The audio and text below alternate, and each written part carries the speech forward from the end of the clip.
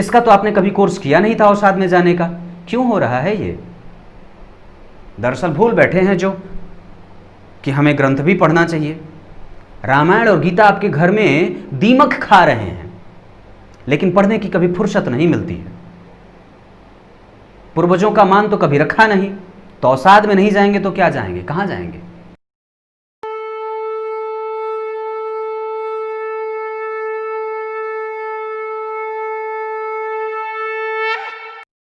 प्रिय दर्शकों नमस्कार, एक बार फिर से उपस्थित हूं आप सबके सामने। आज की यात्रा होगी रविवार की, और यहां हम आप लोगों के कमेंट में भेजे गए कुंडलियों के उत्तर और प्रश्न के साथ उपस्थित होते हैं।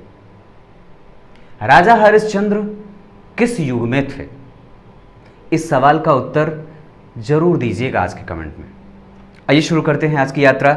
अभिमन्यु शुक्ला ये उत्तर प्रदेश से हैं। आइए इनके सवाल, और कल जिन लोगों ने भी कल के कमेंट में अपना डेट ऑफ बर्थ वगैरह दिया था, उनमें से मैंने सबका एक एक कमेंट चेक किया है, और दरअसल जिनकी कुंडली मैंने शामिल करी है वो प्रायोरिटी बेसिस पे करी है, ना तो कहीं कोई राज्य के आधार पर, ना देश के आधार पर, ना लिंग के आधार पर, और ना ही किसी और आधार पर। मेरे सामने सिर्फ मैंने उन्हीं कुंडलियों को चुना है जिनकी आवश्यकता बहुत ज़्यादा जरूरी है।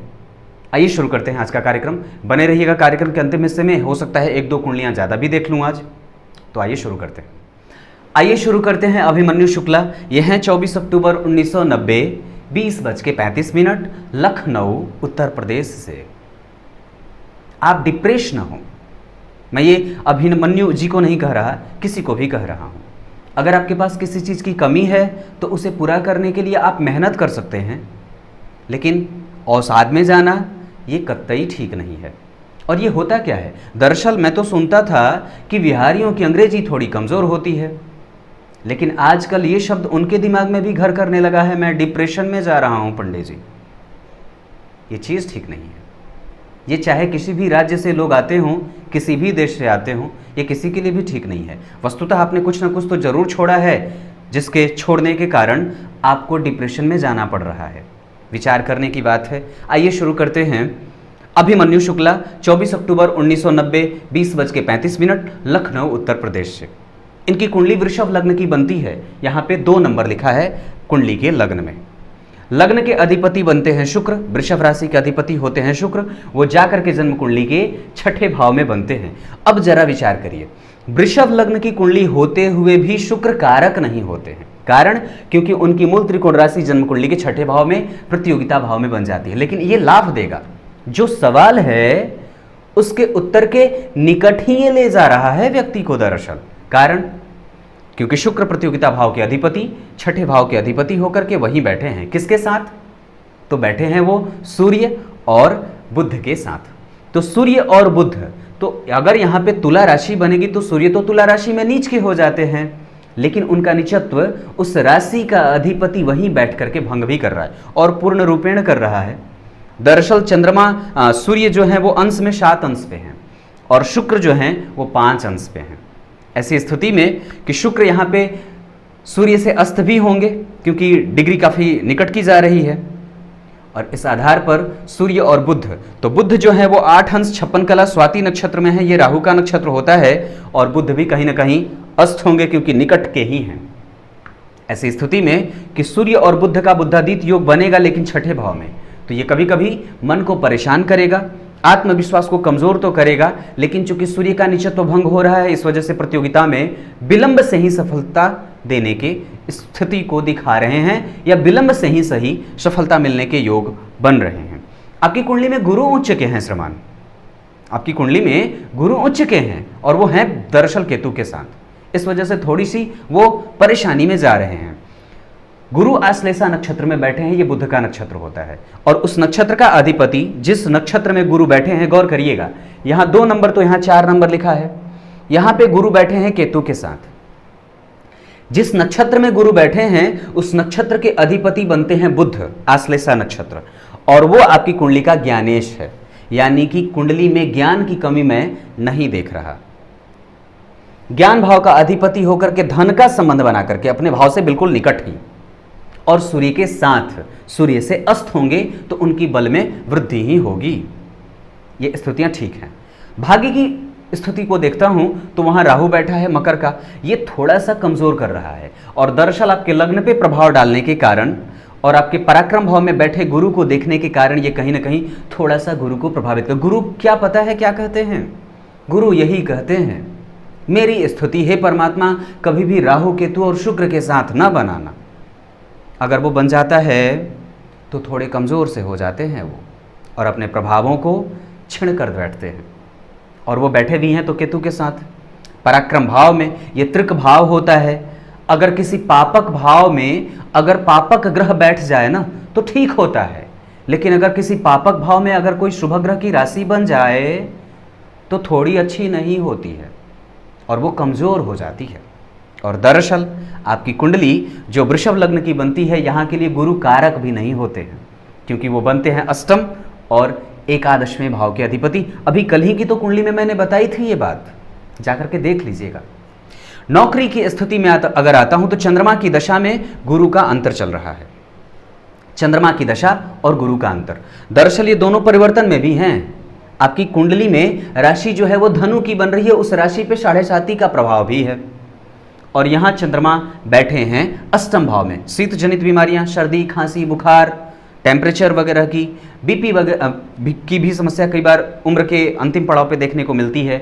यहाँ पे ये हृदय को कमज़ोर भी करेंगे और कटी प्रदेश को कमज़ोर करने के कारण बन जाते हैं। वो बैठे हैं दरअसल अग्नि तत्व की राशि में, चंद्रमा और शनि दोनों एक साथ, तो यहाँ पे धनु राशि में, और चंद्रमा और गुरु का राशि परिवर्तन है, लेकिन वो अष्टमेश के साथ चूंकि गुरु का परिवर्तन हो रहा है, इस वजह से वो थोड़े से स्वास्थ्य लाभ को कमज़ोर कर रहे हैं।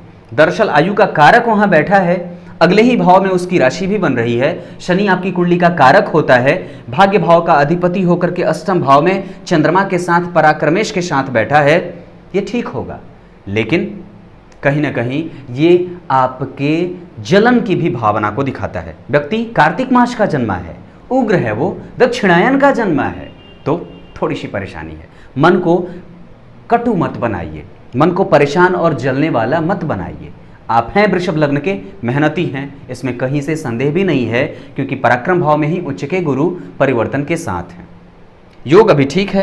आपकी कुंडली में 2020 के पहले महीने में ही चंद्रमा में गुरु का अंतर आया है। इन दोनों का संबंध तो बहुत अच्छा नहीं है। दरअसल आपकी कुंडली में चंद्रमा जो है वो शुक्ल पक्ष के षष्ठी तिथि के बनते हैं, इस आधार पर वो पापक भी बनते हैं। इस आधार पर अगर बात कहूंगा तो विष दोष बना हुआ है जन्म कुंडली के अष्टम भाव में। शिव जी की पूजा करिए नजरमान। शिव जी, अगर आपके आसपास कोई शिव जी का मंदिर हो तो वहां जाकर के नित्य प्रतिदिन उनका दर्शन किया करिए, उनको जल अर्पित किया करिए, दूध जल चढ़ाया करिए, बेल्व पत्र चढ़ाया करिए। श्रावणी का महीना भी चल रहा है, जरूर निकटता से लाभ हो जाएगा। स्थिति आपकी कुंडली में है नौकरी की, और बिल्कुल है। आपकी कुंडली में मालव्य योग भी बना हुआ है कहीं ना कहीं छठे भाव में, और वृषभ लग्न के हैं, मंगल लग्न में है। दशम भाव का अधिपति शनि जाकर के अष्टम में बैठा है, इस वजह से वो थोड़ा विलंब करेगा, परेशान करेगा, इस वजह से नौकरी ही लेने के प्रयास ज्यादा करिए। अब अगली कुंडली की तरफ बढ़ते हैं। आइए अगली कुंडली पे आते हैं। श्रीकांत शाह, यह है मालाड, महाराष्ट्र, 6 सितंबर 1986, 6:45। इस आधार पर आपकी कुंडली बनती है सिंह लग्न की। सिंह लग्न की कुंडली बनती है, लग्न के अधिपति यहाँ 5 नंबर लिखा है, यहाँ जिसको बैठना चाहिए था वो वहीं बैठा है और बुध के साथ, लेकिन बुध को अस्त कर रहा है। तो सूर्य और बुध अगर लग्न में आ जाए तो व्यक्ति को यशस्वी बनाते हैं, बुद्धिमान बनाते हैं, श्रेष्ठ बनाते हैं, व्यवसायिक भी बनाते हैं, क्योंकि सिंह हालांकि वो बुध के कारण व्यवसायिक बनेगा, सूर्य के कारण नहीं। सूर्य के कारण तो वो जबरदस्त नौकरी करने वाला बन जाता है और व्यक्ति यशस्विता को प्रदान करने वाला या प्राप्त करने वाला भी होता है। आपने कहा है बड़ा परेशान हूं मैं, क्यों नहीं होंगे श्रीमान, आपकी कुंडली में राहु की दशा जो चल रही थी, लेकिन घबराइए नहीं। अब राहु की दशा 2020 के 9वें महीने में खत्म होने वाली है, 2 महीने बाद, और जब ये खत्म हो जाएगी तो उसके बाद गुरु की दशा चलेगी, जो आपकी कुंडली में अगले कुछ सालों तक बहुत अच्छा परिणाम देने वाले हैं। वो जन्म कुंडली के पंचमेश बनते हैं, आपकी कुंडली के लिए कारक, सिंह लग्न की कुंडली के लिए गुरु कारक होते हैं। नौमांश कुंडली में वो सप्तम भाव में ही बैठे हैं यहाँ पे, लेकिन वृषभ राशि के, और वो आपकी कुंडली के लिए अष्टमेश होकर के जाकर के जन्म कुंडली के सप्तम भाव में ही बैठे हैं। ये बहुत अच्छे बैठे नहीं हैं, लेकिन पंचम भाव के अधिपति होकर के सप्तम भाव में बैठे हैं, और इस कुंडली के लिए पंचमेश सप्तम में बैठ रहा है। ये बहुत ज़्यादा अच्छा नहीं होगा। अगर देखता हूँ विवाह और दाम्पत्य के क्षेत्र में, तो हो सकता है पत्नी के स्वास्थ्य को थोड़ा परेशान करें, और उनको पेट से संबंधित समस्याओं को देने वाले भी हो सकते हैं। दूसरी बात, एक बात और बता दूं, आपकी कुंडली में गुरु दरअसल अष्टमेश भी होते हैं, तो इनके अंतिम काल का जो दशा होगा वो थोड़ा परिणाम आपके विपक्ष में भी जाने की स्थितियों को दिखा रहा है। शुक्ल पक्ष के करीब करीब अष्टमी तिथि से पहले का चंद्रमा है और वो बैठा है हस्त नक्षत्र में। ये अगर देखता हूं तो आपकी कुंडली के लिए ये बैठा तो अपने ही नक्षत्र में है, लेकिन अवस्थागत वो वृद्ध का है और अभी तक आपको चल रही थी राहु की दशा। मन बुद्धि परेशान और बिल्कुल ही चौपट कर देता है ये सारा चीज। नवांश में भी अगर देखता हूं तो वो पंचम भाव में ही बैठे थे, गुरु की राशि में, वो दोनों जगह गुरु की राशि में ही बैठे थे। इस वजह से वो एक तरफ जहां ज्ञान को कमजोर कर रहे थे, वहीं वो मतलब स्वास्थ्य को भी और परेशानी के कारण और सबब बनते जा रहे थे। लेकिन अब गुरु आपकी कुंडली के पंचमेश होते हैं और पंचम भाव के अधिपति होकर के सप्तम में मैंने बताया, और वो दरअसल किसी से दृष्ट भी नहीं है, किसी पापक या किसी कमजोर ग्रह से। कोई कमजोर ग्रह उन्हें नहीं देख रहा है। इस आधार पर मैं एक बात कहता हूं कि थोड़ी सी गुरु की पूजा किया करिए, किसी मंदिर का नित्य प्रतिदिन दर्शन किया करिए। गुरु में गुरु की दशा अच्छी मानी जाती है। दशांश कुंडली अगर देखता हूं तो वहां पे गुरु दशम भाव के अधिपति बन करके जा करके आपकी कुंडली में यहां बैठे हैं। दशांश कुंडली में यहाँ के अधिपति होते, इस वजह से अभी कैरियर में बहुत ज़्यादा लाभ मिलने और आय की स्थिति को बहुत ज़्यादा मैं लाभ में नहीं देख रहा। चूंकि वो पंचमेश हैं तो बुद्धि वगैरह ठीक करेंगे, जो आपके निर्णय प्रायः आपने गलत लिए थे उसको वो सही करने का मौका भी देंगे। डेली बेसिस का इनकम अभी भी थोड़ा प्रभावित होगा, लेकिन पहले से ज़्यादा बेटर हो जाएगा, ये बात भी है। आप सूर्य की पूजा करिए ना। अगर लक्ष्मी की कमी से गुजर रहे हैं तो निश्चित रूप से आपको सूर्य की पूजा कर लेनी चाहिए। संतान भाव का अधिपति आपकी कुंडली में एक्टिव हो रहा है, निस्संदेह योग आ रहा है, क्योंकि गुरु भी अभी गोचर में पंचम भाव से ही जा रहे हैं और आपकी राशि जो है वो कन्या की है। हालांकि चतुर्थस्थ जा रहे हैं, ये थोड़े कमजोर से होते हैं, लेकिन फिर भी मैं समझता हूं कि अगर पत्नी की कुंडली भी अच्छे तरीके से मिला करके और उनकी कुंडली में भी संतानेश अगर जाग रहे हों और वो कहीं से भी अगर प्रभावित ना कर रहे हो अपने आप को बुरे प्रभावों से, तो चूंकि भाग्य भाव का अधिपति भी आपकी कुंडली में यहीं बैठा है, हालांकि वो मंगल है तो थोड़ा प्रयास कराएगा वो, परंतु फिर भी मैं समझता हूं कि प्रयास किया जा सकता है। ऐसा नहीं है कि नहीं किया जा सकता है। कुछ चीजें हैं अगर आप वो कर लें तो निस्संदेह आपकी कुंडली में संतान के भी विचार बनते हैं। दो तीन बात और पूछता हूं और बताता हूं। आप मुझे एक बार संतान के बारे में जरूर संपर्क करिएगा, उसका उपाय और कुछ विधियां मैं आपको बता दूंगा, तो उसे फॉलो कर लेंगे तो जो चीज़ें नेगेटिव जा रही हैं ग्रहों के गोचर के आधार पर वो आपके पक्ष में आती दिख जाएंगी। अब अगली कुंडली की तरफ बढ़ते हैं। अगली कुंडली आई है गौरव सिंह चौहान जी के आईडी से वृषभान जी की। ये हैं कानपुर उत्तर प्रदेश, 17 सितंबर 1989 9:30। इन्होंने पूछा है विवाह के बारे में। आइए, आपकी कुंडली के आधार पर और डिटेल के आधार पर आपकी कुंडली बनती है तुला लग्न की। अब ध्यान से समझिएगा। और तुला लग्न के अधिपति होते हैं शुक्र, वो लग्न में ही मालव्य योग बना रहे हैं। व्यक्ति को सुंदर पत्नी और व्यक्ति स्वयं सुंदर है। लेकिन एक बात और बता देता हूं, तो शुक्र जब सप्तम भाव पे दृष्टि डाल लेते हैं तो वो कहीं ना कहीं विवाह में विलंब भी थोड़े से दे देते हैं। अब उसके बाद अब आगे बढ़ते हैं। जन्म कुंडली में शनि और राहु, इन दोनों का प्रभाव कहीं ना कहीं आपकी जन्म कुंडली के पंचम भाव पे है। राहु यहाँ स्वयं बैठे हैं और शनि उसको देख रहे हैं। ये विवाह में विलंब का परिणाम और प्रभाव होता है। दूसरी बात, आपकी कुंडली में गुरु जो कि विवाह कराते हैं या शुक्र, वो आपकी कुंडली में शुक्र तो लग्न में बैठे हैं और गुरु आपकी कुंडली में शत्रु भाव में बैठे हैं यहाँ पे, लेकिन वो कारक भाव है लेकिन अकेले बैठे हैं। ये भी विवाह को कहीं ना कहीं कमजोर कर रहा है और गुरु और शुक्र की दृष्टि टकरा रही है, ये भेद पैदा करती है। नवांश कुंडली में गुरु आपकी कुंडली के 12वें भाव में बैठ करके, यहाँ पे बैठ करके पंचम दृष्टि से जन्म कुंडली के चतुर्थ भाव को देख रहे हैं। ये ठीक होगा, लेकिन याद रखिएगा वो बुध की दृष्टि को देख रहे हैं, बुध की राशि को देख रहे हैं और बुध वहाँ का अधिपति होकर के वो उसका व्यय कर रहा है। ये भी थोड़ा विलंब को दर्शा रहा है। आपकी कुंडली में अभी शुक्र की दशा चल रही है, ये लग्नेश की दशा है, बहुत अच्छा समय है, इसमें तो कहीं से कोई परेशानी नहीं है। और दरअसल आपकी कुंडली में गुरु को देखता हूं तो वो अभी धनु राशि से गोचर कर रहे हैं, जो आपके राशि से, यानी कि आपकी राशि बनती है मीन, तो धनु मकर कुंभ मीन, ये थोड़ा कमजोर होता है, इस वजह से भी बात नहीं बन रही है। उसके बाद अगर और विचार करता हूं तो आपकी कुंडली में अभी शुक्र की दशा में बुध का अंतर चल रहा है। भाग्येश की दशा में विवाह होता है, भाग्योदय होता है और कई बार लाभ भी मिलते देखा जाता है, लेकिन वो बुध जो है वो दरअसल 12वें बैठे हैं और तुला लग्न की कुंडली के लिए बुध द्वादशेष होते हैं, वो वहीं बैठे हैं, बुद्धिमती का क्षय करते मैं देख रहा हूं। हालांकि आपकी कुंडली के लिए वो पापक नहीं बनेगा, कृष्ण पक्ष के द्वितीय तिथि का चंद्रमा पापक नहीं शुभग होता है, तो बुद्धि को तो वो कमजोर नहीं कर रहा है, लेकिन सूर्य, मंगल और बुध तीनों एक साथ बैठे हैं तो वो निर्णय गलत देता है और गलत संगति में व्यक्ति को डाल देता है। इसको बचाने की आवश्यकता है। और कहीं ना कहीं मैं आपको ये एक बात कहूँगा, हनुमान जी की पूजा अपनी पगड़ी उठा करके हनुमान जी के पैरों में रखिए, उनकी चरण में रखिए और जो मांगना है मांगिए। दरअसल आपकी कुंडली जो मीन लग्न की है, इस पे आने वाली है आने वाले दिनों में 7.5। इस आधार पर अभी से ही हनुमान चालीसा का पाठ, और वैसे भी आपकी कुंडली के तो सप्तमेश बनते हैं हनुमान जी, और डिग्री के आधार पर अगर देखता हूं तो आपकी कुंडली में सर्वाधिक डिग्री के साथ गुरु उपस्थित हैं, जो कि कहीं ना कहीं हनुमान जी को ही आपका इष्टदेव बनाते हैं। हनुमान जी की पूजा करिए, उनसे जो इच्छा हो, इच्छित वर मांगिए, वो जरूर देते हैं। विवाह का योग आपकी कुंडली में शुक्र की दशा है, लग्नेश की दशा विवाह कराती है, क्योंकि वो बैठे हैं लग्न में ही और यहाँ से बैठ करके वो 7वें भाव को देखने का भी काम कर रहे हैं। गुरु भाग्य भाव में बैठा है और वो दरअसल अंतर में नहीं है, बुध अंतर में है, जो कि आपकी कुंडली के बनते हैं व्यय भाव के अधिपति और कहीं ना कहीं भाग्य भाव के अधिपति। स्थितियां हैं, मेहनत थोड़ी करनी होगी विवाह करने के लिए। अब अगली कुंडली की तरफ बढ़ते हैं। अगली कुंडली है प्रत्युष जी की। ये मंजू शुक्ला हैं, मेरी नियमित दर्शक। दरअसल इन्होंने सवाल तो कुछ भी नहीं पूछा था इस कमेंट में, लेकिन इनका सवाल एक ही है कि क्या इनका विवाह मांगलिक लड़की से किया जाए। हाँ, कर लीजिए, बताता हूं क्यों। यह है 3 अप्रैल 1993 सुबह 9:50 गोंडा उत्तर प्रदेश से। इन्होंने पूछा है कि क्या इनका विवाह मांगलिक लड़की से किया जाए। देखिए, वृषभ लग्न की कुंडली बनती है। हालांकि ये वैवाहिक दृष्टिकोण से, मैं आपको इस पर चर्चा कर देता हूं गंभीरता की, आप समझ जाएंगे।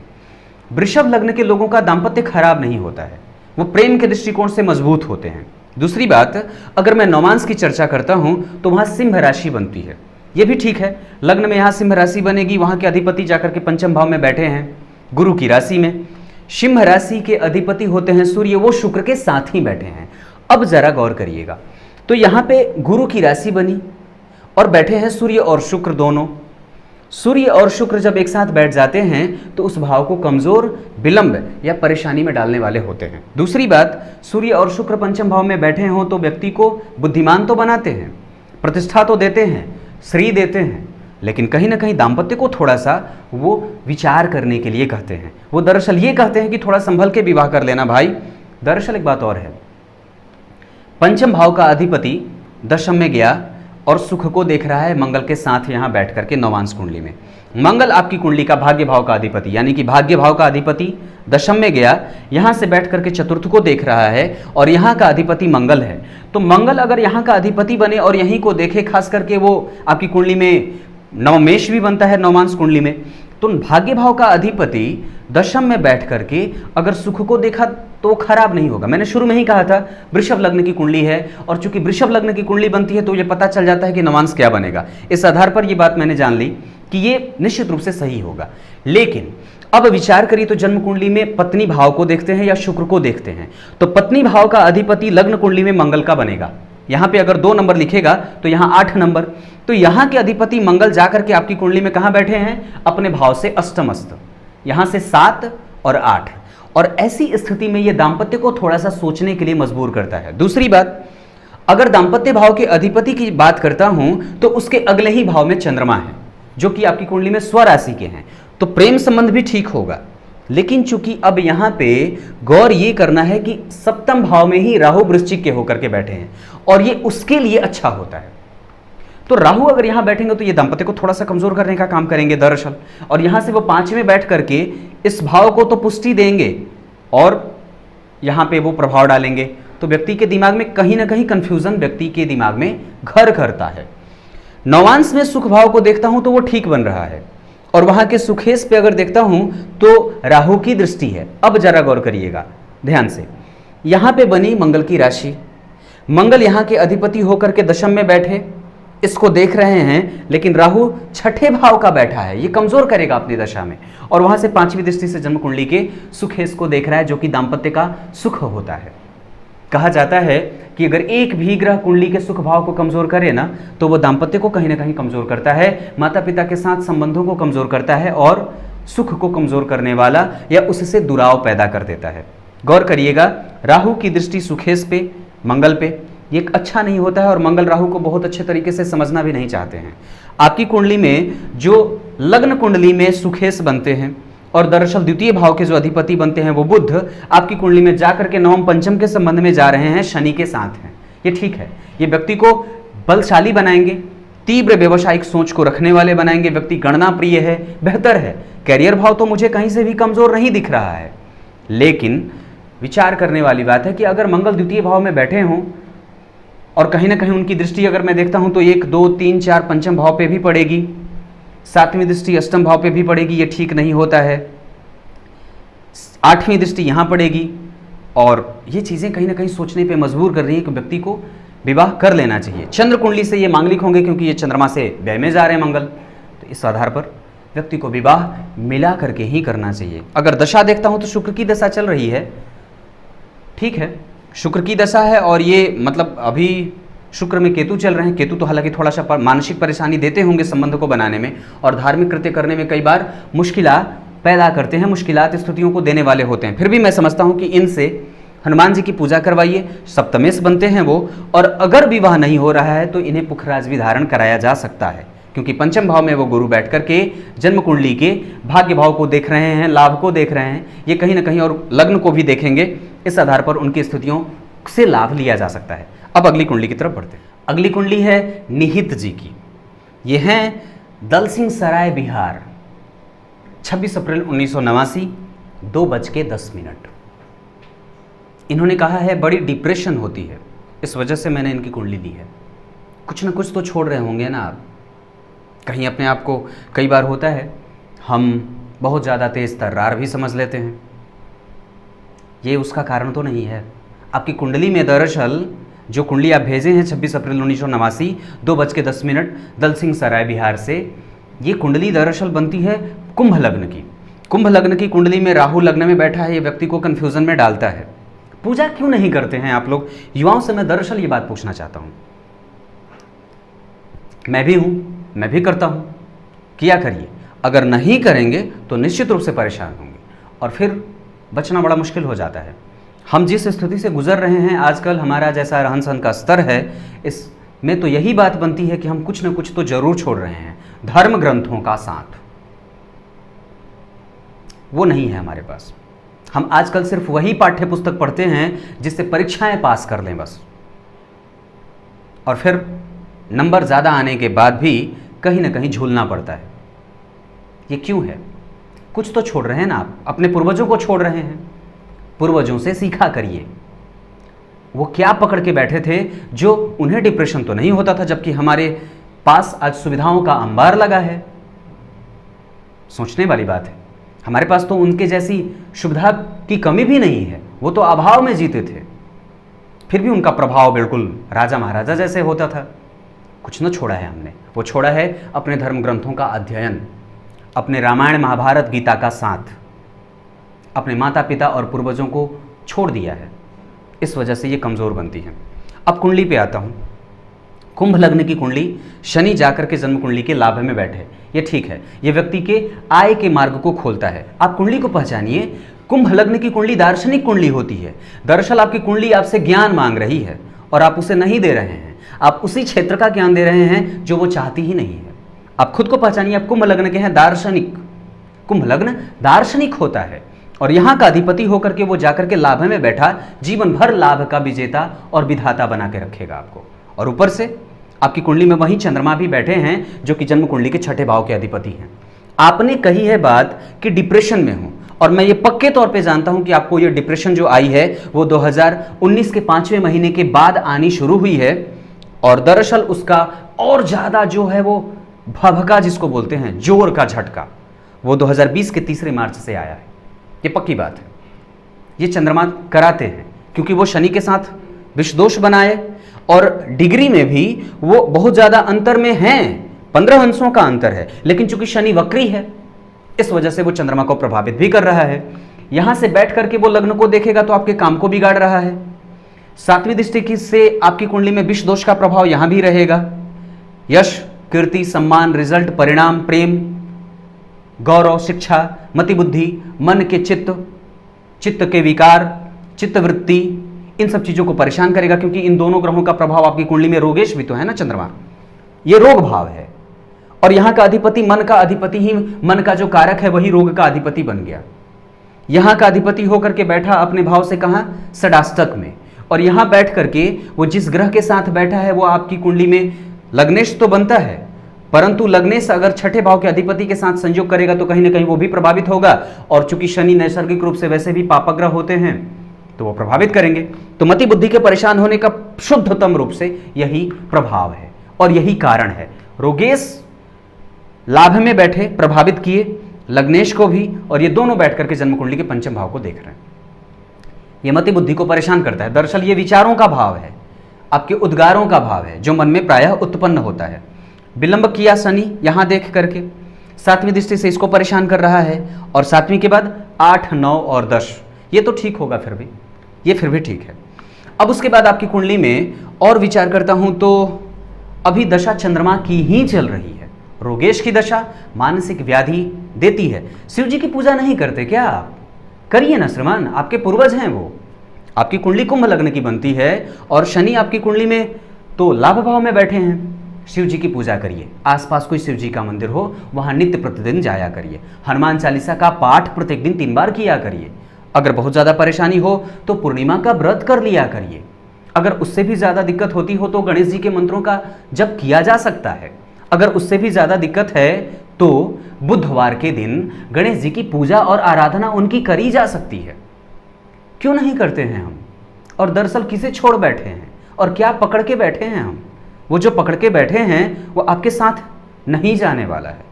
शिक्षा प्राप्त कर रहे हैं, बिल्कुल ठीक है, लेकिन कहीं ना कहीं जीवन का और प्रत्येक दिन का आधा से पौन घंटा तो अपने मूलतः अपने धर्मशास्त्रों पे देना ही चाहिए। वो हमें ये बता देते हैं कि किस परिस्थिति में कैसे जिया जाता है। जब निकटतम और नकारात्मक व्यवहार आने लगे दिमाग में तो हमें वो सबलता देते हैं, हमें मजबूत बनाते हैं, वो जो कहीं ना कहीं कमतरी में देखी जा रही है। अभी चंद्रमा की दशा है, शिव जी की पूजा शुरू करिए। अगर बहुत ज़्यादा है तो पूर्णिमा का व्रत आरंभ करिए। और डिप्रेशन वगैरह से घबराने की बात नहीं है। ये डिप्रेशन बिहार वालों को कब से परेशान करने लगा? मैं बिहार से हूँ और मुझे लगता है कि बिहारी मजबूत होते हैं मन के आधार पे। ऐसा क्यों सोच रहे हैं आप? बिल्कुल नहीं। अभी अवस्था 89 की है और मैं तो आपसे फिर भी छोटा हूँ। आप डिप्रेशन हो जाएंगे तो फिर युवा स्थिति का होगा क्या? सोच के देखिए आप क्या नहीं कर सकते हैं श्रीमान, क्या नहीं कर सकते आप? सोच के देखिए। आप कुंभ है, लग्न के हैं, मजबूत हैं आप, इच्छा शक्ति मजबूत है। यहां शनि चंद्रमा का प्रभाव है। अगर ये बुरे ग्रह हैं तो इसको अच्छे स्थिति में भी बदला जा सकता है। लाभ की स्थिति है, चंद्रमा है, शिव जी की पूजा करिए, तुरंत ठीक हो जानी है। और ये कोई बीमारी नहीं है। मैं समझता हूं कि व्यक्ति जब अपने रूट से छूट जाता है तो ये लूट मच जाती है दिमाग में। अगली कुंडली की तरफ बढ़ते हैं। अगली कुंडली है पूर्णिमा गांधी। यह है मुंबई महाराष्ट्र, 7 जुलाई 1991, 13:35। इन्होंने पूछा है विवाह के समय के बारे में बता दीजिए। अभी भी चल रहा है, बताता हूं कैसे। आपकी कुंडली में सप्तमेश बनते हैं मंगल, और ये तुला लग्न की कुंडली बनती है। यहां 7 नंबर लिखा है। एक तो तुला लग्न की कुंडली विवाह के लिए वैसे भी अग्रसारित होती है। यहाँ का अधिपति होकर के जन्म कुंडली में शुक्र जाकर के बैठे हैं यहाँ सूर्य के मंगल के साथ। और अभी आपकी कुंडली में मंगल की दशा चल रही है। एकादशवें भाव में मंगल बैठे हैं और वो आपकी कुंडली के लिए सप्तमेश भी बनते हैं। तो सप्तमेश जाकर के लाभ में बैठा है समय, आप देखना शुरू करिए। और दरअसल अंतर में भी गुरु हैं, तो गुरु अंतर में भी हैं। आपकी कुंडली में गुरु उच्च के होकर के बैठे हैं 10वें स्थान में। वक्त चल रहा है। दाम्पत्य भाव ठीक है क्योंकि शश महापुरुष योग लगा है। लेकिन एक गौर करिएगा, बात बताता हूं। दरअसल 5 महापुरुष योगों में से अगर जो कष्टकारी योग जो बनता है वो शश महापुरुष योग ही होता है। बाकी के जितने योग हैं वो अपने दशा काल में अच्छा फल भी करते देखे गए हैं। लेकिन शनि से जो लोग प्रभावित होते हैं या जो कुंडली शनि से प्रभावित होती है या शश महापुरुष योग थोड़ा निगेटिव भी देता है। और वो भी तब जब जन्म कुंडली में यहाँ शनि बैठे हों। ये सोचने वाली बात है। मंगल इनकी कुंडली के लिए एकादशवें भाव में बैठा है। ये ठीक होगा क्योंकि वो सूर्य की राशि में बैठा है। सूर्य भाग्य भाव के अधिपति, लाभ भाव के अधिपति होकर के यहाँ आ रहे हैं। नवमांश कुंडली में अगर विवाह के बाद की स्थिति देखता हूँ तो यहाँ पे बनती है 11 नंबर की राशि। यहाँ के अधिपति होकर के शनि नीच के हो रहे हैं। कुंडली मिलाकर के विवाह करिएगा क्योंकि शनि मंगल और सूर्य ये सभी छठे भाव में आ रहे हैं। ये बात गौर करने वाली है। दूसरी बात है कि जन्म कुंडली में सुखेश के ऊपर से देखता हूं तो बुध की दृष्टि पड़ रही है, जो कि कहीं ना कहीं अष्टमेश है। अब ध्यान दीजिएगा, तो जन्म कुंडली में विवाह के बाद के सुख के भाव के अधिपति यहां बनते हैं आपकी कुंडली में शनि, वो नीच के हुए प्रतियोगिता भाव में, और बैठे किसके साथ है, तो सूर्य के साथ और मंगल के साथ। ये दोनों उनके प्रबल शत्रु होते हैं।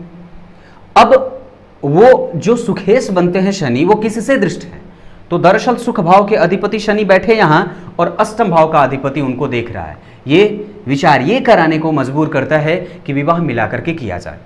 और एक बात और बता देता हूं, आपकी कुंडली में दाम्पत्य भाव ठीक बीतेगा, क्योंकि नौमांस कुंडली में गुरु यहां बैठे हैं और यहां से पांचवी दृष्टि से जन्म कुंडली के सप्तम भाव को देख रहे हैं, वो ठीक भी रखेगा। लेकिन फिर भी एक बात मैं पक्के तौर पे कहना चाहूंगा, विवाह मिला करके करी जाए तो ज़्यादा बेहतर। तुला लग्न की कुंडली के लिए शनि कारक होते हैं और अभी दशा मंगल की चल रही है, जो कि आपकी कुंडली के भाग्य भाव का अधिपति, सप्तम भाव का अधिपति भी होता है। सप्तमेश की दशा विवाह कराती है, वो भी तब जब लाभ भाव में सप्तमेश बैठ करके पंचम भाव को देखेंगे।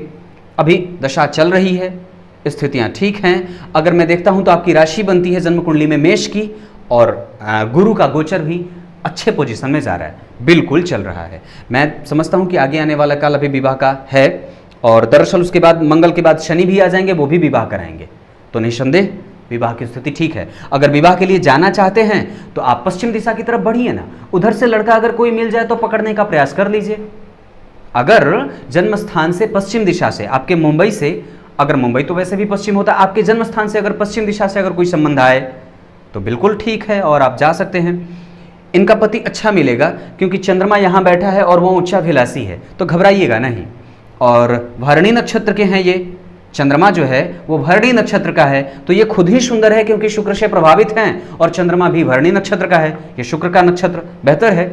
दाम्पत्य अच्छा बीतेगा, गुरु की दृष्टि है नौमांस कुंडली में, लेकिन फिर भी थोड़ा मिला लेंगे तो गण वगैरह मिला लिया जाए तो ठीक होगा। अब अगली कुंडली की तरफ बढ़ें। अगली कुंडली है विवेक जी की। ये हैं इलाहाबाद उत्तर प्रदेश से 22 अगस्त 1988 0:05। इन्होंने भी यही सवाल पूछा है। दरअसल पंडित जी, मन परेशान रहता है। अब ज़रा विचार करिए, ये हैं 1988 के, और पिछली कुंडली जो मैंने देखी थी वो 1989 की थी। इस आधार पर आपकी कुंडली बनेगी वृषभ लग्न की, और डिटेल के आधार पर अगर कुंडली वृषभ लग्न की बने, ध्यान से समझिएगा, और शुक्र जो कि जा करके जन्म कुंडली में धन भाव में बैठे हैं, धन और महाधनी योग है ये, समझिए कुंडली क्या कहती है। ये मन इस वजह से परेशान है क्योंकि चंद्रमा आपकी कुंडली में नीच का होकर के बैठा है, और गुरु जो कि अभी दशा में है, मतलब कि वो अंतर दशा में है, अष्टमेश होते हैं, लग्न में बैठे हैं, और वहां से वो बैठ करके आपके सप्तम स्थान पर जहां पे चंद्रमा नीच का बैठा है उसको देख रहे हैं। इस वजह से ये मन परेशान है। ऊपर से चंद्रमा के अगले ही भाव में शनि बैठे हैं, और वो भी धनु राशि के होकर के। आपकी कुंडली में धनु राशि नवम भाव में, अष्टम भाव में बनती है। अष्टमेश चंद्रमा को देखे, जो कि आपकी कुंडली में दरअसल पराक्रमेश होते हैं। तो अभी अगर पराक्रम का अधिपति नीच का हो रहा हो, और यहाँ पे कि अगर वो अष्टमेश से दृष्ट हो रहा हो, साथ ही साथ अगर पराक्रम का रिजल्ट भी नहीं मिल रहा हो, कारण है क्या, क्योंकि बुध यहाँ का अधिपति पंचम भाव का अधिपति होकर के जाकर के सूर्य के साथ बैठा है, और वो पूर्वा फाल्गुनी नक्षत्र में शुक्र के नक्षत्र में वृद्ध होकर के बैठा है। डिग्री उसकी 22 अंश की है, यानी कि वो विषम संख्या 22 अंक पे पंचम भाव का अधिपति मृतप्राय, ये बुद्धि को कमजोर कर रहा है। अब विचार करिए, मैंने हर बार और हर कुंडली में कहा है कि अगर व्यक्ति की कुंडली में बुध और चंद्रमा की स्थिति कमजोर हो ना, तो व्यक्ति को निर्णय लेने में, व्यक्ति के मानसिक अवसाद को देने में, और व्यक्ति के कमजोरी का कारण हो जाता है मेंटल लेवल पे। व्यक्ति मानसिक रूप से कमजोर सा सिद्ध होने लगता है, और खास करके तब जब व्यक्ति का पराक्रम का परिणाम अच्छे तरीके से ना मिलता हो। कारण, क्योंकि आपकी कुंडली में पराक्रम भाव ये है, यहाँ का अधिपति नीच का गया, अगले भाव में उसको शनि प्रभावित कर रहे हैं, क्योंकि ग्रह इससे भी प्रभावित होता है कि उसके अगले भाव में राशि कौन सी बन रही है और कौन सा ग्रह बैठा है, तो ये कमजोर हुआ। और अगले भाव में उसमें 8 नंबर की राशि, मतलब 8वां भाव पड़ रहा है, तो यहां का अधिपति उसको देखा और पराक्रम का अधिपति नीच का हुआ। अब विचार करिए, तो दूसरा ग्रह जो आपके मेंटल लेवल को बहुत अच्छा सुस्पष्टता से सामने से मजबूत कर सकता था, वो कौन बनता है? बुध। पंचमेश बनता है, और पंचम भाव का अधिपति होकर के केंद्र त्रिकोण राजयोग नहीं लगाएगा, क्योंकि वो मृतप्राय है, कमजोर है वो, तो वो फल नहीं के बराबर कर रहा है। और दरअसल उसकी अभी दशा भी नहीं है, तो कहाँ से देगा। ग्रह वृद्ध होकर के बैठा है, अवस्था उसकी कमजोर सी है। और नवमांश में भी अगर देखता हूं तो नवमांश में मंगल और चंद्रमा की स्थिति, वो सप्तम भाव में बैठे हैं, ये कहीं ना कहीं कमजोर हो जा रहे हैं। तो मैं एक बात कहूंगा कि आप सबसे पहले तो हनुमान जी की पूजा करिए, आत्मबल को विकसित करने की आवश्यकता है, क्योंकि मंगल जो है वो गुरु मीन राशि में बैठे हैं। मंगल अग्नि तत्व का ग्रह होता है और वो बैठे हैं जन्म कुंडली में, कहां, मीन राशि में, यानी कि जल तत्व की राशि में, यहां पे। तो विचारों का भाव ये होता है, यहां का अधिपति वृद्ध होकर के बैठा और यहां पे दरअसल आपकी कुंडली में व्यय भाव के अधिपति इसको देख रहे हैं। मंगल व्यय भाव के अधिपति बनते हैं, यहां पे 2 नंबर लिखेगा तो यहां 1 लिखेगा, और 1 अगर लिखेगा तो यहां के अधिपति व्यय कराए, और व्ययेश जब जन्म कुंडली के पंचम भाव को देखेगा तो कहीं ना कहीं इस भाव के अधिपति को कमजोर करेगा और परेशान करेगा। इस वजह से ये मानसिक जो स्थिति है वो छत बिछत और परेशान सी हो रही है। शिव जी की पूजा करिए, दूध जल और काला तिल प्रत्येक मंगलवार चढ़ाया करिए, या सोमवार को भी अगर चढ़ाना चाहें तो चढ़ा सकते हैं। गणेश संकटनाशक स्तोत्र का पाठ करिए, यह आपको लाभ देगा। गणेश संकटनाशक स्तोत्र का पाठ प्रायः 3 बार संकल्प लेकर के, और अगर बहुत ज़्यादा मन परेशान हो तो सूर्य की पूजा करिए, और थोड़ा सा गीता वगैरह का पाठ भी किया करिए, अपने अध्याय में शामिल करिए। कर लेंगे तो छोटे नहीं हो जाएंगे। मैं तो क्रोध हो जाता है, मुझे बड़ी इच्छा, बड़ी सच में कहूँ मुझे बहुत बुरा लगता है जब खास करके युवा वर्ग इस बात से परेशान हो कि मैं अवसाद में जी रहा हूँ। क्यों अवसाद में है भाई? इसका तो आपने कभी कोर्स किया नहीं था अवसाद में जाने का, क्यों हो रहा है ये? दरअसल भूल बैठे हैं जो कि हमें ग्रंथ भी पढ़ना चाहिए। रामायण और गीता आपके घर में दीमक खा रहे हैं, लेकिन पढ़ने की कभी फुर्सत नहीं मिलती है। पूर्वजों का मान तो कभी रखा नहीं, तो अवसाद में नहीं जाएंगे तो क्या जाएंगे, कहाँ जाएंगे? सोच के देखिए। बड़ी स्थिति मैं समझता हूं एक ही बात कि सामने से जब कोई ये कह रहा है कि मेरा अपने मन पे नियंत्रण नहीं है और मैं मन से परेशान हो बैठा हूं, तो क्या दुनिया से कैसे जीतेंगे आप? कैसे, जब खुद से ही हार बैठे हैं? तो कुछ ना कुछ तो जरूर छोटा है, और वैज्ञानिक दृष्टिकोण अपना करके जब ग्रंथों को छोड़ा जाता है तो निश्चित रूप से परेशानी का कारण बनता है। और फिर आपके पास वो चीज लड़ने वाली कुछ होगी भी तो नहीं, कि अगर दुनिया आपसे लड़ना चाहे या दुनिया को आप हराना चाहें तो कैसे हराएंगे आप? किस चीज के बल पे? पाइथागोरस प्रमेय वहां पे काम नहीं करता है, और न ही थेल्स प्रमेय काम करता है। कुछ ना कुछ तो लेना होगा आपको अपने सस्टेनेबिलिटी को बढ़ाने के लिए। और फिर रोना क्या है? 88 के हैं, वृद्ध तो हुए नहीं हैं, रोना क्या? सोच के देखिए, आप पूछ क्या रहे हैं? मैं डिप्रेशन में हूं, ये शब्द आया कहां से? युवाओं के डिग्री में तो ये था ही नहीं कहीं। युवा आजकल परेशान होते हैं, मैं डिप्रेशन में हूं। अरे भाई, देखा ही क्या है आपने अभी तक जो डिप्रेशन में चले गए? क्या मिला है आपको अभी तक? सोच के देखिए, ये बिल्कुल गलत है, नहीं होना चाहिए ये। अपनी क्षमताओं का विस्तार करिए, पौरुषत्व का जागरण करिए, आत्मबल को मजबूत करिए, सूर्य की पूजा करिए, माता पिता का सम्मान करिए, धर्म ग्रंथों की शरणागति करिए। सूर्य को कभी जल तो देते नहीं है लोग। सूर्य को जल देने से अगर पूछ बैठूं आपसे कि कब जगते हैं, तो आपका उत्तर होगा 8 बजे के बाद जगता हूं। यह विचार करने वाली बात है। माता पिता आपसे परेशान हैं, आपके देर से जगने से माता पिता को कष्ट होता है, लेकिन आप तो विचार करेंगे नहीं। राम ही मालिक हैं। अगली कुंडली की तरफ बढ़ते हैं। अब अगली कुंडली की तरफ बढ़ते हैं। ये कुंडली है राजीव जी की, कोलकाता वेस्ट बंगाल से 11 मार्च 1994 11:40। दरअसल इन्होंने भी यही पूछा है कि गुरुजी मैं डिप्रेशन में रहता हूँ। अब क्या कहूँ, मैं कुछ भी नहीं कहूँगा। इस आधार पर इनका सवाल ये भी है कि क्या मैं एक्टर बन पाऊँगा। अब बात एक्टर बनने की कर रहे हैं, लक्ष्य इतना ऊंचा रखा है, और सवाल कि डिप्रेशन में हूँ, ये कहीं से तालमेल नहीं बैठ पाता है। आपकी कुंडली में चंद्रमा थोड़े कमज़ोर हैं, इस वजह से उसका ये प्रभाव हो सकता है, क्योंकि वो अमावस्या दोष से पीड़ित हैं। एक चांदी या मोती की माला धारण करिए आप सबसे पहले। और दूसरी बात है कि अगर आपकी कुंडली में चंद्रमा की स्थिति को देखता हूँ तो पूर्णिमा का व्रत भी बनता है, चंद्रमा को मनाइए। वो कमज़ोर दिख रहा है और जन्म कुंडली के भाग्य भाव में पंचग्रही योग बन रहा है। सूर्य, लाभ भाव के अधिपति होकर के सूर्य जो हैं वो आपकी कुंडली में पराक्रम भाव के अधिपति होकर के भाग्य भाव में, मंगल लाभ का अधिपति होकर के भाग्य भाव में, बुध जन्म कुंडली के सुख भाव के अधिपति होकर के भाग्य भाव में, और शनि भाग्य भाव के अधिपति होकर के भाग्य भाव में, और ये 4-5 ग्रह सब एक साथ भाग्य भाव में बैठे हैं। ये 2 स्थितियां यहाँ पे बहुत अच्छी दिख रही हैं। लाभ का अधिपति यहाँ, भाग्य का अधिपति भाग्य में, लग्न का अधिपति भाग्य में, धन का अधिपति भाग्य में, पराक्रम का अधिपति भाग्य में। ये सारे ग्रह जन्म कुंडली के भाग्य भाव में जा रहे हैं, ये ठीक है। अब विचार के तो चंद्रमा आपकी कुंडली में कृष्ण पक्ष के अमावस्या के हैं, यानी कि वो दोष लगा रहे हैं अमावस्या का।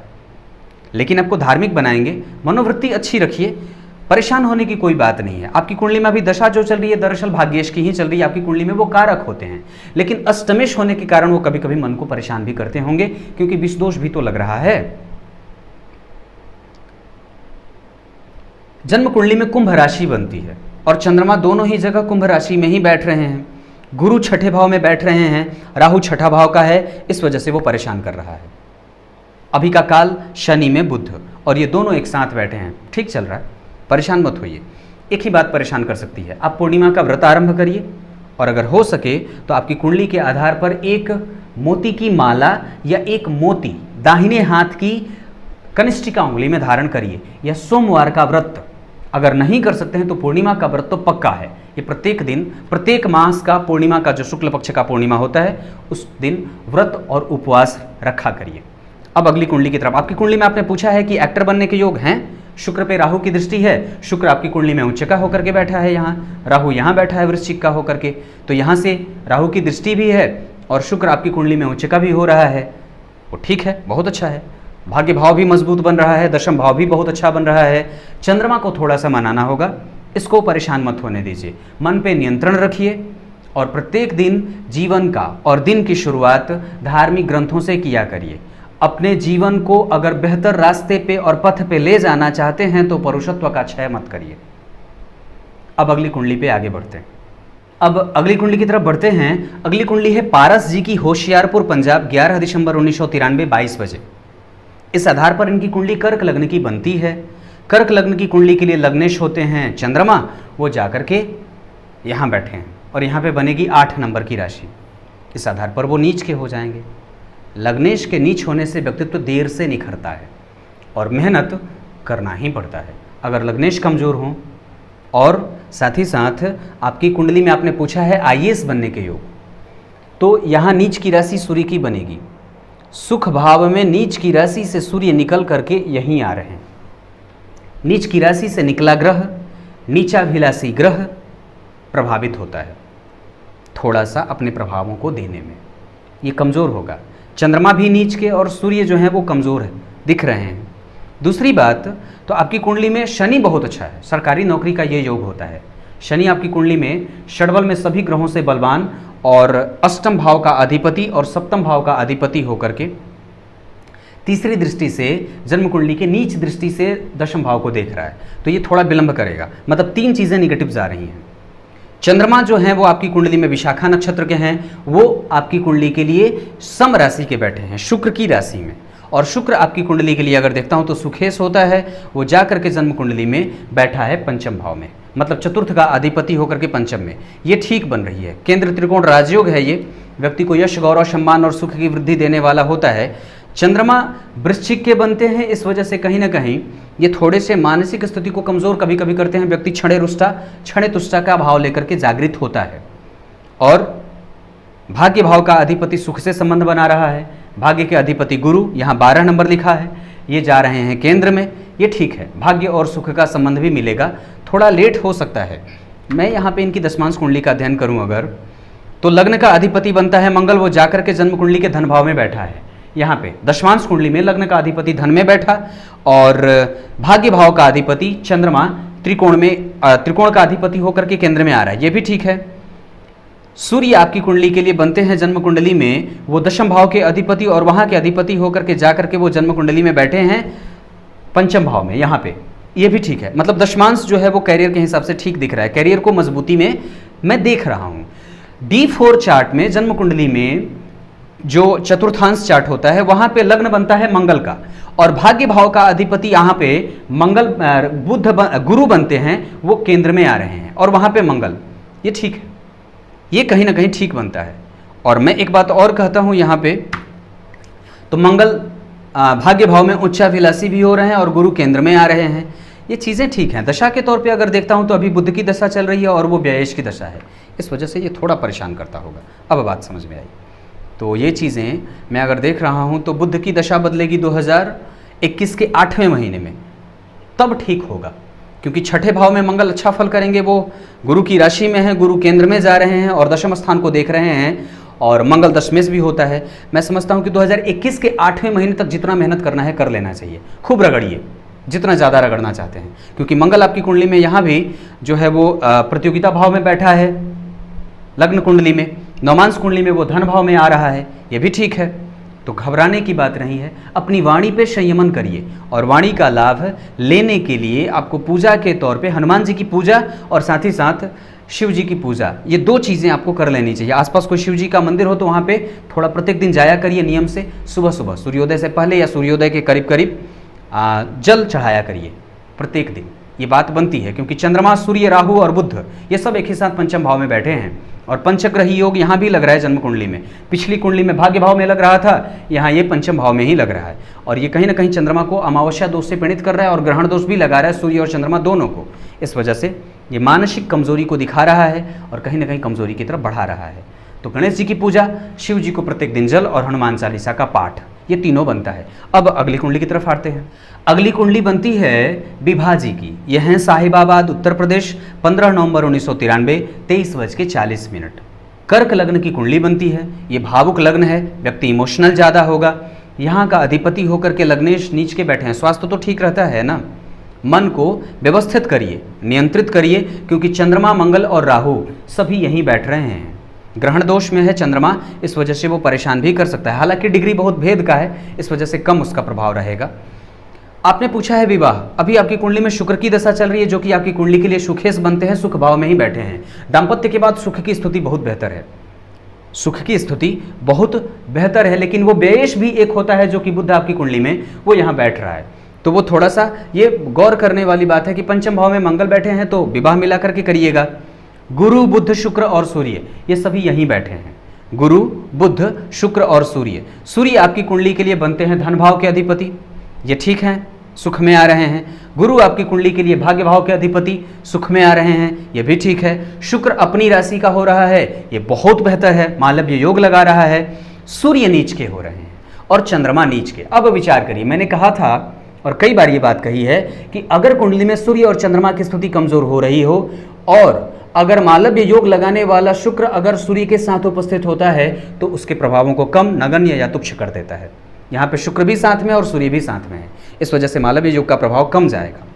लेकिन लग्नेश भी चूंकि कमजोर हो रहे हैं ना, नीच की जा रहे हैं, इस वजह से वो भी प्रभावित कर रहे हैं। कुंडली मिलाकर के ही विवाह करिएगा। नवमांश में अगर देखता हूं तो सुख भाव का अधिपति बुध वो लाभ में जा रहा है, सुख भाव का अधिपति बुध लाभ में जा रहा है, और सुख भाव के अधिपति को देखता हूं तो मंगल की दृष्टि जा रही है, जो कि आपकी कुंडली का भाग्येश है, यानी कि ये ठीक हो रहा है।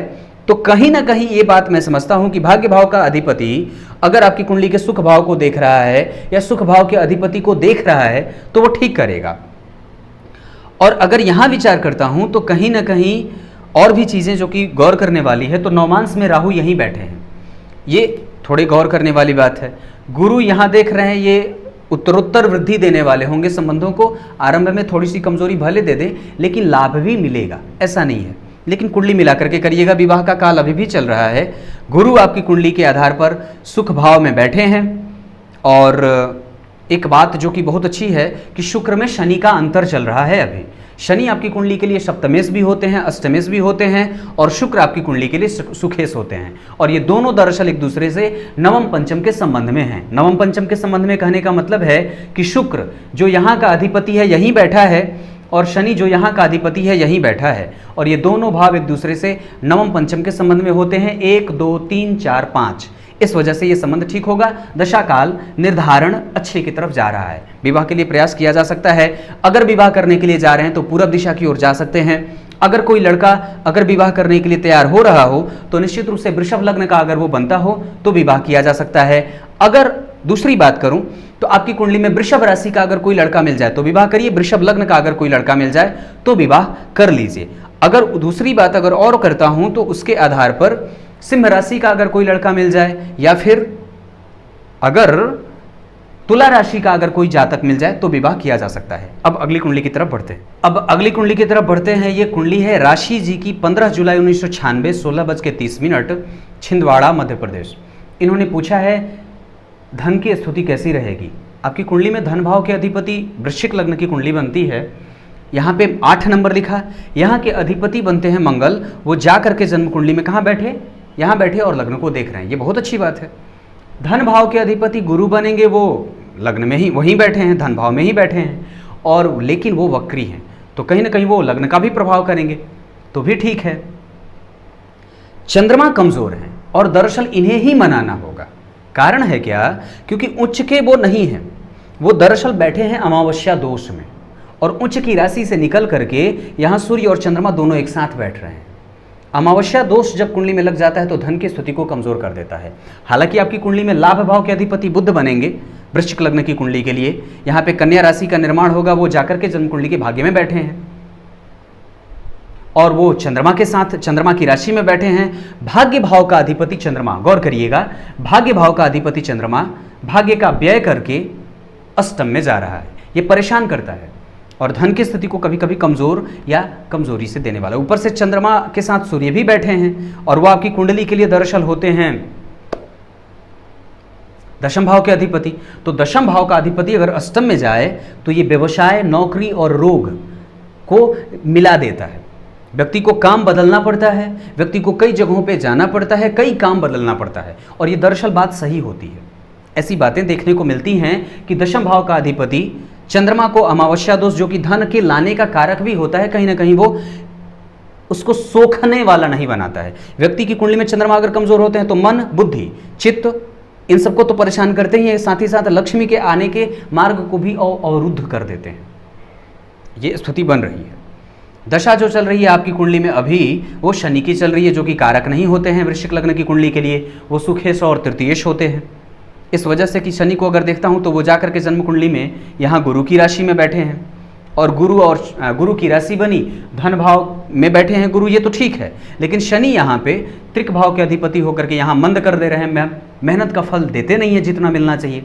जितना व्यक्ति काम के लिए मेहनत करता है उतना मिल नहीं रहा है। तो आप एक काम करिए, दरअसल आपकी कुंडली में गुरु को मना लेना चाहिए। और एक बात और कहूंगा तो चंद्रमा को भी मनाइए, क्योंकि भाग्य का भी सहयोग उस तरीके का नहीं मिल रहा है, वो अमावस्या दोष से पीड़ित है। तो हनुमान जी की पूजा कहूंगा सबसे पहले तो सुंदरकांड का पाठ करिए, वो उनको मनाना होगा क्योंकि वो दशा में है, और ये दशा 2022 के 16वें महीने तक अभी चलने वाली है। उसके बाद बुध की दशा आ जाएगी जो लाभेश होगा, तो ये ठीक होगा। कुछ स्थितियां उसके बाद ठीक होंगी, लेकिन वो पहले चूंकि राशि जो है वो गिनने से, लग्न से अष्टम भाव की पहली राशि मिथुन की आएगी, तो वो पहले प्रभावित भी करेगा, लेकिन बाद में फिर ठीक भी हो जाएगा। मूल त्रिकोण राशि का भी वो प्रभाव करेगा। उसकी मूल त्रिकोण राशि लाभ भाव में बन रही है, वहाँ राहु बैठा है। आपको कई मार्ग से और कई क्षेत्रों से धन आते हुए भी मैं कुंडली में देख रहा हूँ। आप विचार करिए, और निश्चित रूप से जो काम कर रहे हैं उसको तो आपने बताया नहीं है, बता देते तो मैं और ज़्यादा उसको क्लियर कर देता। खैर फिर भी सोचता हूँ तो शनि की दशा चल रही है, हनुमान चालीसा का पाठ, घर में सुंदरकांड वगैरह का पाठ किया करिए। 2 दिया जलाइए, दिया 2 जलाइए, एक दाहिने आगे और एक बिल्कुल अपने सन्मुख, जला करके पूजा करिए हनुमान जी की, और सुंदरकांड का पाठ। दूसरी बात कि यहाँ पे मैं आपकी कुंडली में गुरु धन भाव को देख रहा हूँ, तो वो तो ठीक है, और अवस्था के हिसाब से अगर वो पूर्वाखाड़ा नक्षत्र में, शुक्र के नक्षत्र में बैठे हैं और वो जा करके जन्म कुंडली में स्वराशि के हो रहे हैं, युवा भी हैं, वो ठीक नहीं, ठीक है, वो कोई कमजोरी वाली बात तो उनके साथ है नहीं। दरअसल वो देखे भी जा रहे हैं तो सूर्य के साथ देखे जा रहे हैं, सूर्य से देखे जा रहे हैं, चंद्रमा गुरु का संयोग भी बन रहा है, लेकिन चंद्रमा धन को रोक रहा है। इस वजह से मैं कहूँगा कि अगर बहुत ज़्यादा दिक्कत है तो आप चंद्रमा या शिव जी की पूजा करिए, गुड़ का अभिषेक किया करिए चंद्रमा शिव जी के ऊपर मंगलवार के मंगलवार। अब कुछ इसी तरीके से कार्यक्रम का समापन करते हैं। आज की यात्रा यहीं ख़त्म करें। कल एक बार फिर से उपस्थित होंगे आप सबके सामने अपने कैरियर वाले कार्यक्रम को लेकर के। तब तक के लिए इजाज़त दीजिए, कल एक बार फिर से उपस्थित होंगे। मैं बीच में यही बात कहूँगा, कोई भी कारण किसी भी व्यक्ति का नहीं बनता है डिप्रेशन में जाने का। वो मूलतः अपने आप को भुला बैठा है। वो शेर का बच्चा है, वो भूल बैठा है और अपने आप को शियार समझ रखा है। बिल्कुल नहीं, हमने कुछ छोड़ा है तभी कोई चीज़ हमें परेशान कर रही है। और दरअसल अगर खूंटे में बंधी गाय रस्सी में अगर बंधी हो और वो दूर की यात्रा कर भी ले, फिर भी उसे आना उस बिंदु पे ही होता है। अगर बिंदु से बहुत ज़्यादा दूर चली जाएगी तो भटकने का खतरा बढ़ जाता है। भटकिए मत। अपने मूलतः स्थितियों को समझने का प्रयास हम मनुष्यों का कर्तव्य होता है। और डिप्रेशन वाली बात हमारे जीवन में नहीं ही हो, और ये आया कहाँ से, बिल्कुल इसे बंद और ख़त्म करना है। कुछ इसी तरीके से आज के कार्यक्रम का समापन करते हैं। मुझे पूरा भरोसा है आप 10 और 11 लोगों की समस्याओं का मैंने जो भी समाधान बताया है आप वो ज़रूर करेंगे। तब तक के लिए इजाज़त दीजिए। कल एक बार फिर से उपस्थित होंगे आप सबके सामने। तब तक के लिए नमस्कार।